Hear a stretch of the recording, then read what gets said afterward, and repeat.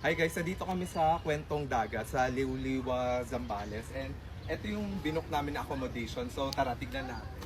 So pagkapasok nyo, ayan, ano lang siya, good for 6. Ano kami, 4 adults, then 2 kids. Tapos dito, meron siya parang, hindi siya queen parang double siya. So dito dalawa, tapos dito rin dalawa. Ang maganda dito guys, may aircon na siya, and ayan, malamig yung aircon niya. Tapos pasok ka sa loob. Ayan, ganito siya ka-spacious.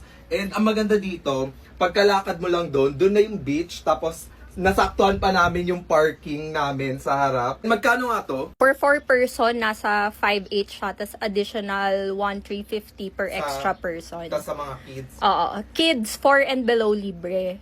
Grabe, okay. Ang ganda nung ano nila. Ine-expect ko kubo. So sabi ko, buti na hindi tayo nagdala na rin ng ano. Kasi feel ko walang mga insect. Kasi nga talagang covered siya. Tapos glass yung mga ano niya. O, umaakit pa. Be careful. Yan, puro ganyan yung mga accommodation dito, guys. Pero ito kasi, malaki siya. Meron sila pag gusto nyo, 2 lang kayo. Mas maliit na ganyan. Cute din. And alam ko may aircon din. Tapos doon yung papuntang beach. So yun lang. Enjoy na namin dito sa Zambales. Bye-bye!